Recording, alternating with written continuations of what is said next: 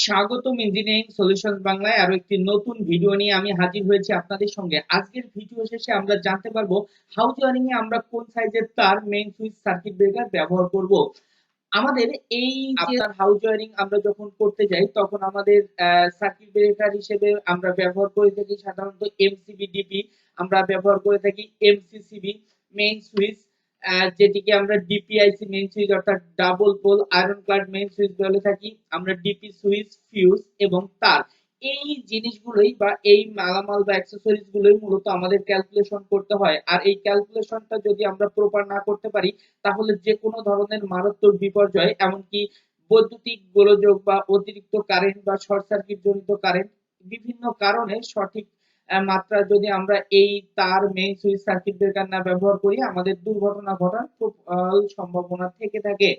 আমরা প্রথমে এই হাউস ওয়ারিং এর জন্য তার, মেইন সুইচ, সার্কিট ব্রেকার ইত্যাদি ক্যালকুলেশন করতে গেলে আমাদের যে জিনিসটি করতে হবে সেটি হচ্ছে লোড ক্যালকুলেশন। লোডে আমরা ওই বাড়ির মোট পাওয়ার 80 ওয়াটের 5টি সিলিং ফ্যান, 40 ওয়াটের 5টি টিউবলাইট, 1500 ওয়াটের একটি রাইস কুকার, 200 ওয়াটের একটি ফ্রিজ, 1 হর্স পাওয়ার একটি পানি মোটর, এটি হচ্ছে মোট আমাদের লোড। এই লোডের জন্য আমাদের তার, মেইন সুইচ, সার্কিট ব্রেকার নির্বাচন করতে হবে। এই বাড়ির যে আমরা লোড ক্যালকুলেশন করব, এই বাড়ির যে আমাদের 80 ওয়াটের 5টি ফ্যান, এই 80 ওয়াটের 5টি বাতির জন্য আমাদের মোট পাওয়ার খরচ 400 ওয়াট। আমাদের 40 ওয়াটের 5টি টিউব লাইটের জন্য মোট পাওয়ার 200 ওয়াট। আমাদের 1500 ওয়াটের একটি রাইস কুকারের জন্য 1500 ওয়াট এবং 200 ওয়াটের একটি ফ্রিজের জন্য মোট পাওয়ার খরচ 200 ওয়াট। এই বাড়ির জন্য 1 হর্স পাওয়ারের একটি পাম্প মোটর অর্থাৎ 47 ওয়াট, 746 ওয়াট, যেহেতু 1 হর্স পাওয়ার সমান 746 ওয়াট, অর্থাৎ এই বাড়ির মোট পাওয়ার আমাদের 3046 ওয়াট। এই বাড়ির আমাদের যে মোট কারেন্ট, এই মোট কারেন্ট যদি আমরা বের করতে চাই তাহলে আমাদের যে মোট ওয়াট, একে যদি আমরা সরবরাহ ভোল্টেজ এবং পাওয়ার ফ্যাক্টর দ্বারা ভাগ করি তাহলে আমরা মোট কারেন্ট পেয়ে যাব। আর এই মোট কারেন্টের পরিমাণ পেয়ে গেলে আমরা তারের সাইজ, সার্কিট ব্রেকারের সাইজ, মেইন সুইচের সাইজ, ডিপি সুইচের সাইজ, ফিউজের সাইজ এটি সঠিকভাবে নির্ণয় করতে পারবো। তাহলে আমাদের এই বাড়ির যে মোট পাওয়ার 3046, তাকে যদি আমরা সরবরাহ ভোল্টেজ 230 এবং পাওয়ার ফ্যাক্টর 0.8 দ্বারা ভাগ করি, এখানে স্ট্যান্ডার্ড পাওয়ার ফ্যাক্টরের মান 0.8 ধরা হয়েছে, তাহলে ওই বাড়ির মোট কারেন্টের পরিমাণ 16.5 অ্যাম্প। বাড়ির জন্য আমরা যখন তারের সাইজ নির্বাচন করতে যাব, এই বাড়ির তারের সাইজের পরিমাণ মোট কারেন্টকে আমরা 100 বা 25% হিসেবে যদি অতিরিক্ত নেই, অর্থাৎ এই বাড়ির মোট কারেন্টের পরিমাণ হচ্ছে আপনার যেহেতু 16.66 অ্যাম্পিয়ার, এই 16.66 কে যদি আমরা 125% এক্সট্রা নেই তাহলে মোট কারেন্টের পরিমাণ আমাদের 20.7 অ্যাম্পিয়ার। তাহলে এই বাড়ির মিটার থেকে মেইন সুইচ পর্যন্ত 2 আরএম বা 4 আরএম তার আমরা নিতে পারি। মেইন সুইচ থেকে সুইচ বোর্ড পর্যন্ত 2 আরএম এবং লাইট, ফ্যান, টিভি অর্থাৎ সুইচ বোর্ড থেকে বিভিন্ন লোড পরিচালনা করার জন্য আমরা 1.5 আরএম তার নিব। এই বাড়ির আমরা যে সার্কিট ব্রেকার নির্বাচন করব, সার্কিট ব্রেকার নির্বাচন করতে গেলে আমরা মোট কারেন্টের সাথে 200% এক্সট্রা নিতে পারি। আমরা কেন 200% এক্সট্রা নিব সেটা আমরা এর শেষে আলোচনা করে দিব।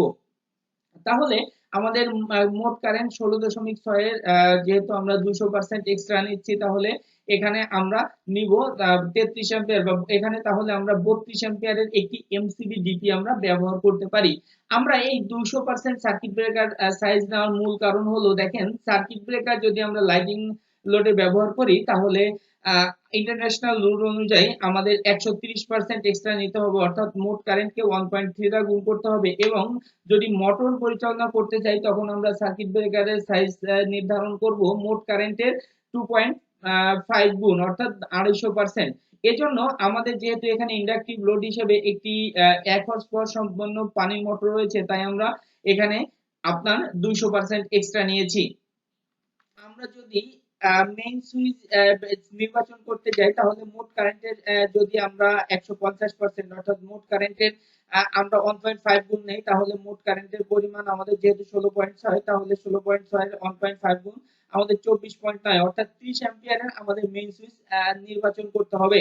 আমরা ডায়মন্ড, সুপারস্টার, এরপর আপনার তারা, প্রদীপ, বিভিন্ন ব্র্যান্ডের মেইন সুইচ রয়েছে যেগুলো আমরা নির্বাচন করতে পারি।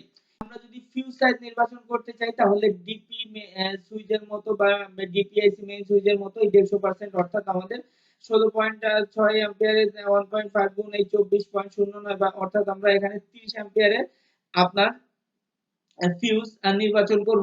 ডিপি সুইচ নির্বাচনের ক্ষেত্রে মোট কারেন্টের আমরা একই রকম ভাবে আপনার দেড় গুণ অর্থাৎ 24.09 অর্থাৎ 30 অ্যাম্পিয়ারের ডিপি সুইচ আমরা নিব। আমরা বাজারে কিন্তু আমরা যদি সুপারস্টার কোম্পানির কথা বলি, সুপারস্টারের কোম্পানির 20 অ্যাম্পিয়ার এবং 30 অ্যাম্পিয়ার 40 অ্যাম্পিয়ারের মেইন সুইচ রয়েছে। একই রকম ভাবে এমএপি কোম্পানির 30 অ্যাম্পিয়ার 40 অ্যাম্পিয়ার থেকে 60 অ্যাম্পিয়ার পর্যন্ত মেইন সুইচ রয়েছে।